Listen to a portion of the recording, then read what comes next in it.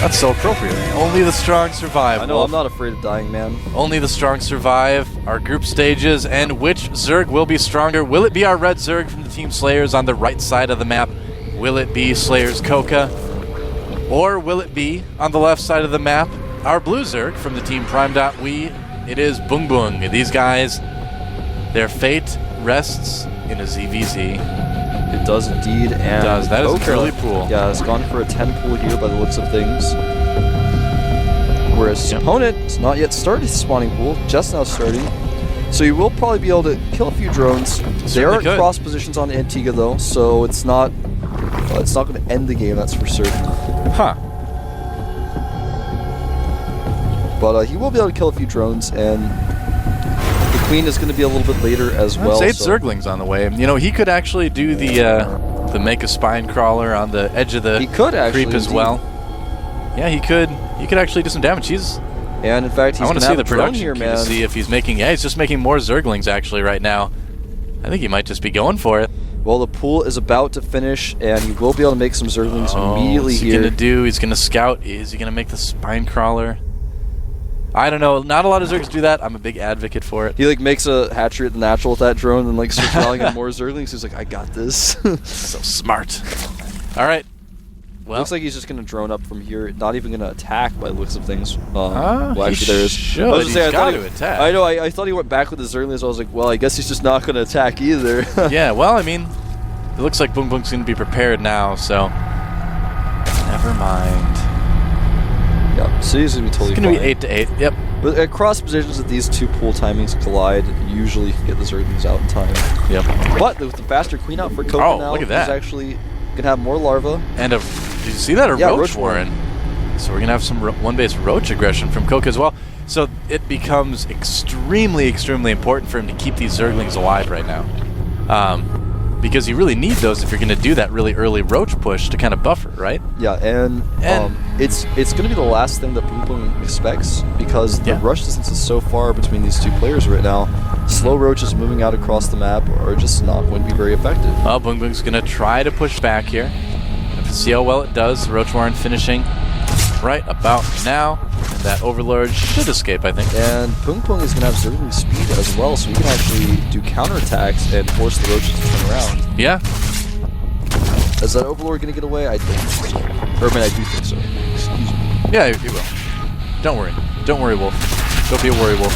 Alright, Alright.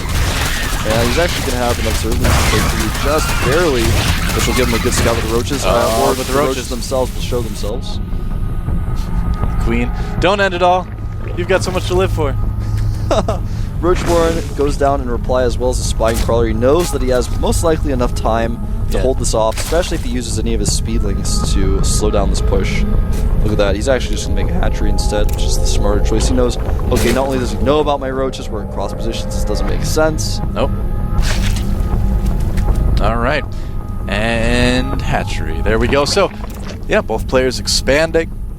Now, the question is, I'm really curious. We've been seeing a lot of ZVZs lately where one of the players has gone mutas relatively early on. And I've found that to be very interesting to watch. So I'm hoping one of the players decides to do it. It's a little bit newer for StarCraft 2. So there's you kind of learn something every time it happens, I feel. We might not see it at all, but I can hope. I can hope, Wolf. I think it's got a lot of strength. Well, when I think of mutas and ZVZ, I get a little bit scared because the most one-dimensional Broodwhore matchup was ZVZ, and I'm like, oh no, what if this happens again? I think because of investors and how StarCraft 2 works, that will never happen. But that's that's what happened earlier on in the life of StarCraft 2. Is a lot of Zergs were going mutas in ZVZ initially, and then you had Zergs like Leenock come along and just start being really good about fungling the mutas. Yeah. And then it kind of started dying down. There was a game that I casted a long time ago on Scrap Station between Leenock and Liquid Haypro, where he won by just having really good muta control, fungling a lot of mutalisks. So yeah, it can work. I mean, the investor can kind of be considered like a scourge with AOE or something. I guess. I mean, I guess we could have mutas, play a role as they already have, but I don't think we'll ever Yeah. See that one-dimensional play. Like, so I'm not as worried. It was just kind of a joke when I said I was worried, but I think Mutas may make a comeback. See, you're a worry wolf. I'm not worried, Don't man. be a worry wolf. I'm not worried. Okay. Don't worry about I'm me being worried. I'm not worried. You're the one who's worried. I'm not worried. I promise, guys. I'm like nervously like scratching my hair right now. Like shifting uncomfortably. You're pretty nervous to me. Well, I think CoCa actually needs to get a little bit nervous here. Because BBoongBBoong is getting a bit of a supply lead. And continues to kind of drone up. Yeah. So. Well, this is the thing that can happen in ZVZ sometimes at cross positions is if both players just make a lot of drones because there's not really going to be an attack. They make roaches in reply, and then they're like, well, I made too many roaches, so I guess I should attack him now. Then their opponent makes enough roaches, and they're like, by the time I get there, I shouldn't have attacked. So like, so it's just slow, rising upwards. It becomes like the real game version of Nexus Wars, where you just like keep sending one unit at your opponent. You just like gradually push them back. That's what ZVZ is kind of like sometimes. Now there's a lair on the way for CoCa, so we'll see what he wants to use with that. Yeah, both players getting a lair. Yeah. Now does CoCa have an Evo chamber? I didn't happen to see one. I do not believe so yet. He might, but either way, he could be going for some other tech. It's a lair for BBoongBBoong as well, or he could be going for roach upgrades. Yeah, he's just gonna get roach speed. BBoongBBoong is going for the upgrades for his roaches. Yeah, definitely. So he started +1 just now. Yep. Roach count about even, 13 to 11. Oh, he's gonna save the drone.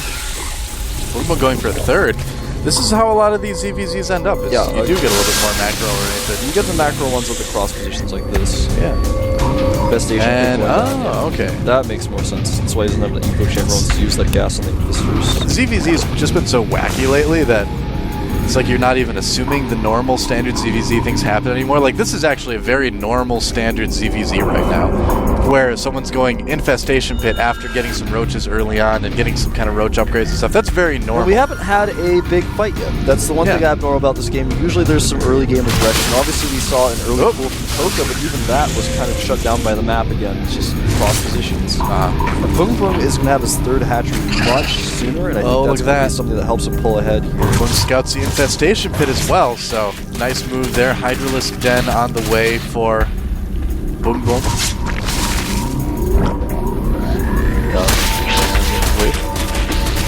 The reason Hydras are good in this matchup, of course, guys, for those of you guys who might be a little bit newer, is because they outrange roaches. The roaches are tougher, beefier units, but if you have the Hydras at the back, that means that you have more units firing, doing extra damage. Yeah. Otherwise, you have your roaches kind of stumbling around each other, not really able to pull fire. Well, the Hydralisk DPS, is much higher as well, too, higher, so that's why people go for that really strong, just big, beefy army condition, or composition, rather.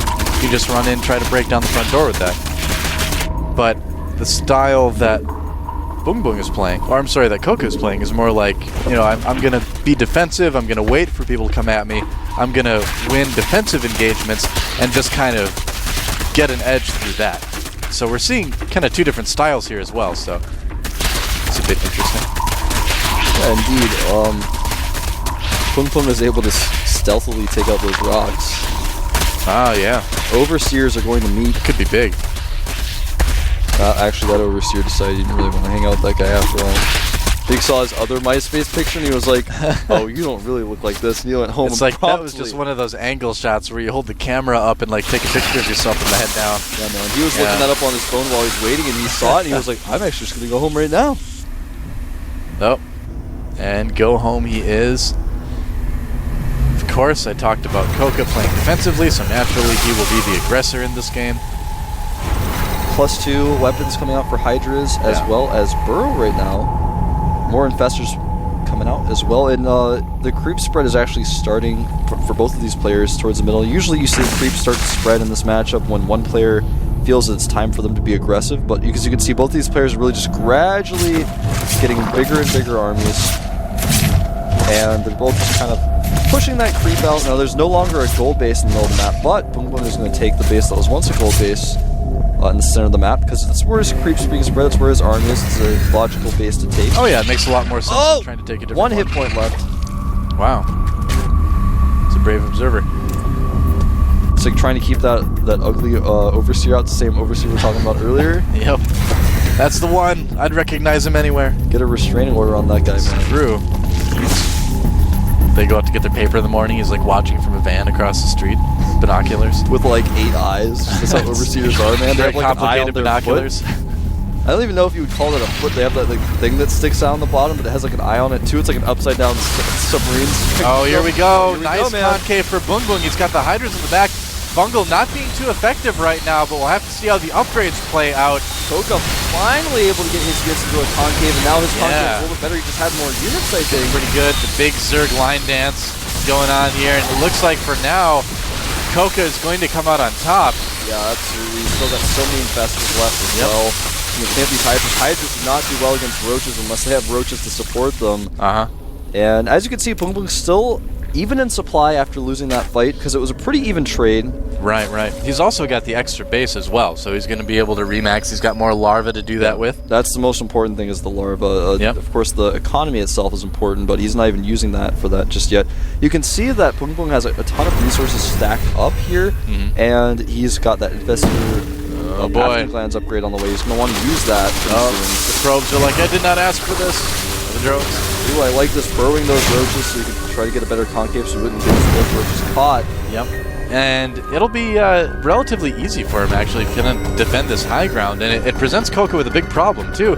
It's kind of like, well, how do I engage now? Because if it comes around the right side, it's just not as good, you know? And so CoCa's in a bit of a tricky situation here. Yeah, I think he is. Well, he's going to attack into this, which I think is not necessary. Yeah, I don't think that's a good idea. I think he's actually got more bases, and he's like... Yeah, there's no reason for BBoongBBoong to really attack right now. He's just pushing the issue. He's like killing creatures. This is dangerous. Oh, fungals on everything. Not a lot of hydras to back this up. Having a much better army here. Yeah, this is could be a really bad decision by BBoongBBoong. It's hard to tell sometimes, but... Well, the investors are making it a little bit easier, bungling a lot of these units, and the army now for CoCa crushing through. BBoongBBoong's still with a lead in supply. Oh man, because he had so much economy, but it just was not necessary for him to throw that army away. Yeah, well, the thing with BBoongBBoong is that he can do that, I guess, because he's got the extra larva, the extra base as well. So he can afford to throw units away a little bit because he knows he's going to run his opponent out of resources faster. Yeah. So I think that's the idea there, because normally, you wouldn't want to attack in that situation. It's a little bit risky. It's still risky, but let's see how it all pans out. Oh, they came from behind. Oh, getting nice all the investors. But yeah, killing a lot of those investors. Now CoCa actually engaging at a better concave in enemy territory. That's not a good situation. Wow. And this base is going to die so fast. Basically, like you were saying, trading isn't that bad if you have better economy than your opponent, but it opens up little timings like this. Exactly, yeah. That's why it's so dangerous to play like BBoongBBoong has been playing. And things are still pretty even here, but the fungal growth is really helping things out. A much better concave for CoCa. Notice that BBoongBBoong's roaches, a lot of them are not able to fire during this engagement. Now BBoongBBoong does have better upgrades right now. CoCa's roaches are only 0-1, whereas BBoongBBoong's, I believe, are 0-2 or 1-2 right now. So you can see that it helps quite a bit. Yeah, it does help pretty substantially. Yep. But then again, more reinforcements coming in. This is just getting a little bit weird here. BBoongBBoong is going to be able to push CoCa back, and CoCa suddenly in a bit of trouble himself now. Yeah, he's actually going to have to return, but he was able to kill the hatchery. That was kind of his mission. Yeah, that helped a lot. Oh, that roach didn't get the memo. The bonus achievement here, though, is surviving the next attack. Wow. Oh, he was in the front lines. Dropping some invested Terrans back there to add some extra DPS. That's no idea. Will actually chase BBoongBBoong back a little bit with a better concave here.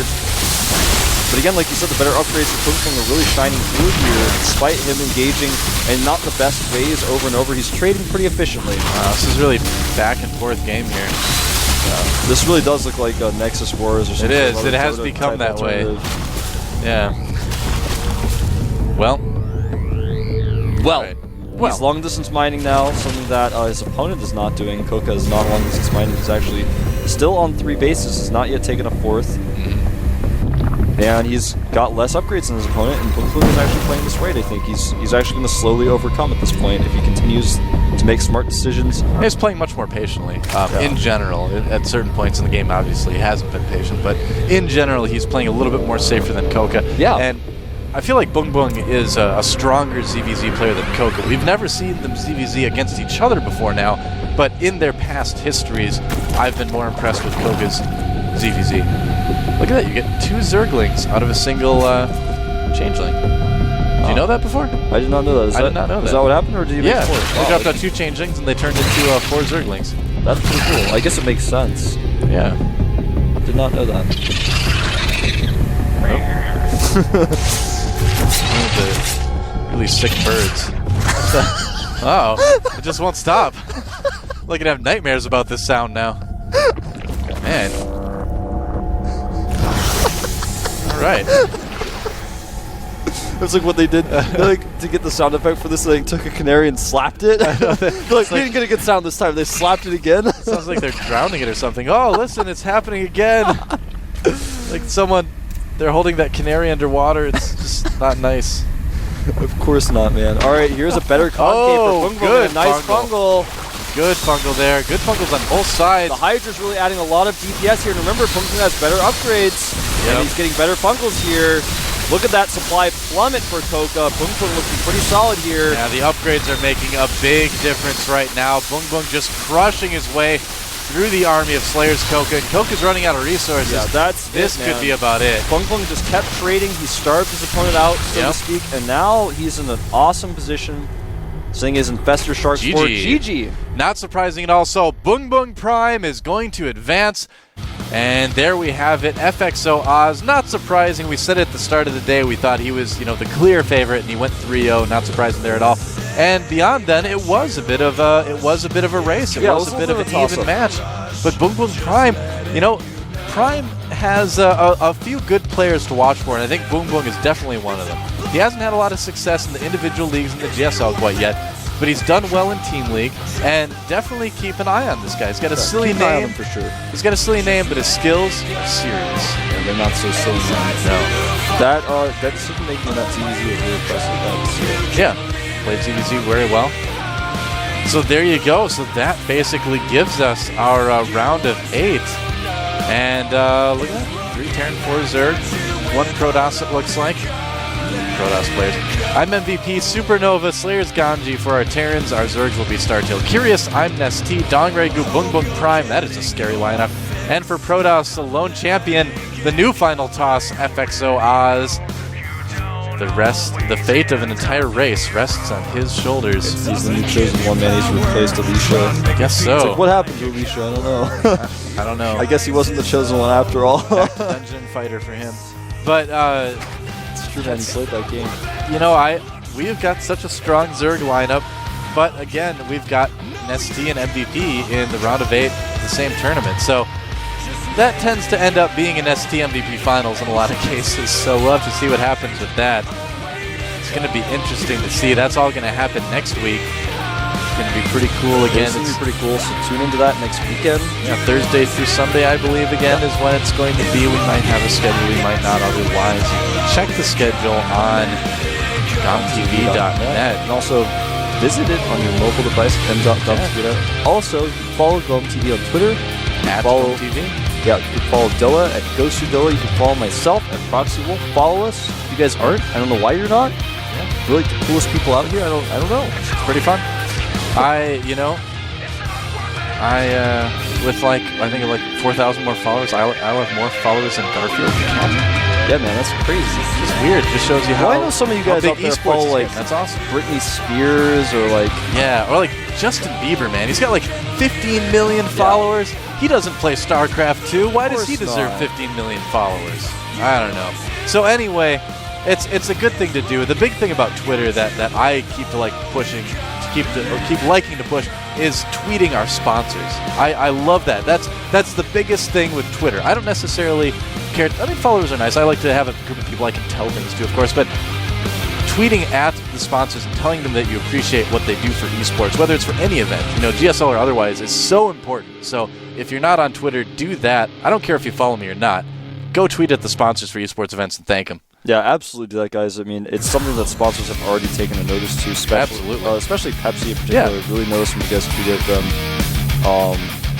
But yeah, I do care if you guys follow me. So you can follow me on Twitter at ProxyWolf. Well, you can follow me if you want, but more importantly, tweet at the sponsors. That's the number one thing here. But that's going to do it, I think, for us today. Yeah, thanks for watching, guys. What a crazy day. We saw a lot of weird, entertaining games, but I think it was a lot of fun. I had fun. Did you have fun? I had so much fun, man. All right. Well, I hope you guys had fun as well. again, that's going to be about it for us. This has been the Team Ace Invitational live from Seoul, South Korea. Thanks for watching, guys. Have a great rest of the night.